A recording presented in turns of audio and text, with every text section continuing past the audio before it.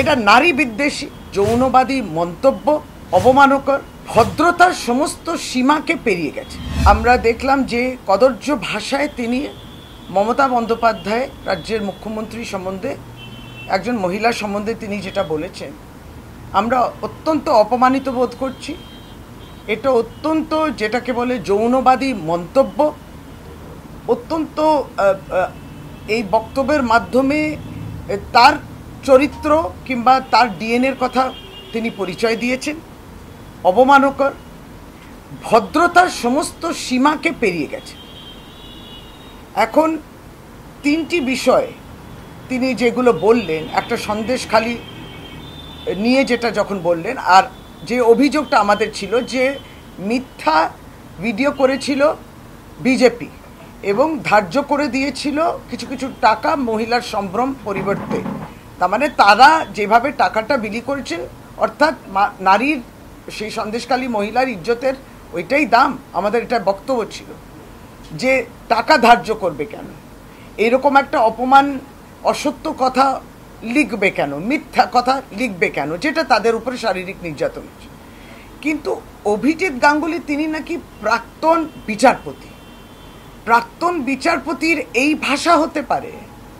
এটা বাংলার জন্যে সত্যি, আমরা যেটাকে বলি, এটা তিনি বঙ্গ সন্তান, এই পরিচয় তিনি দিচ্ছেন। বাংলার মানুষ আমরাই অপমানিত। তিনি কি মনে করেছেন? এবং ভারতীয় জনতা পার্টি তাকে নিয়ে স্টেজে বসাবেন, তাকে নিয়ে কথা বলাবেন।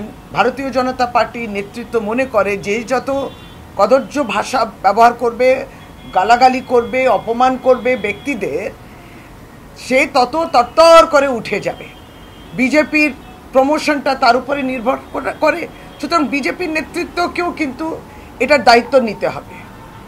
একজন ক্যান্ডিডেট, একজন প্রার্থী, তিনি তো বিচারপতি ছিলেন, তিনি আইন আরও সবচেয়ে বেশি বোঝেন আরও অন্যান্য সকলের কাছ থেকে। তাই তো জানতাম রিপ্রেজেন্টেশন অ্যাক্ট, যেটা আরপিএ, তাতে নিশ্চয়ই তার জানা কথা। একটা প্রার্থী এই ভাষা ব্যবহার করতে পারে? তার মানসিকতা ধরুন থাকতেই পারে এরকম, মহিলাদের, নারী অসম্মান করা, কিন্তু সে মানসিকতা যেটা ছিল সেটা বহিঃপ্রকাশ পাচ্ছে এবং এই কদর্য ভাষা ব্যবহার করছে। তাহলে কি একজন প্রার্থী হিসেবে তিনি কি ব্যবহার করতে পারেন? তিনি যদি সাধারণতভাবেও এটা ব্যবহার করেন সেটাও নিশ্চয়ই অন্যায়। কিন্তু একজন প্রার্থীও, আরপিএ তিনি প্রার্থী, তার নমিনেশন ফাইল করেছেন, তিনি একটা ওথ নিয়েছেন, তিনি শপথ নিয়েছেন।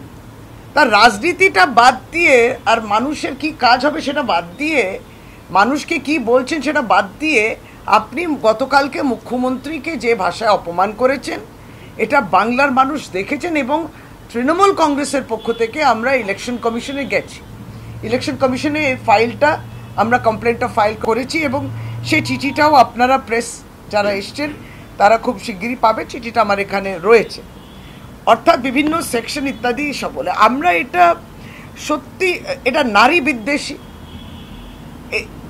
কোন এনাদেরকে নিয়ে স্টেজ, মোদি, অমিত শাহ, শুভেন্দু অধিকারী, এইগুলো যারা যারা এই স্টেজ শেয়ার করে কিংবা তাকে কি প্রোৎসাহন দিচ্ছেন, উৎসাহ দিচ্ছেন, অর্থাৎ আপনারা আর ক্ষমা চাইবেন না, আপনারা তাকে ক্যাস্টিগেট করবেন না কিংবা তাকে শাস্তি দেওয়ার মতো তাকে বলবেন না, তার মানে সকলেরই সমর্থন আছে। এইভাবে চলতে পারে না। একটা নির্বাচন, সে ভারতীয় জনতা পার্টির রাজনীতি কোন তল্লানিতে গিয়ে দাঁড়িয়েছে সেটা নিশ্চয়ই বাংলার মানুষ সেটা জানে।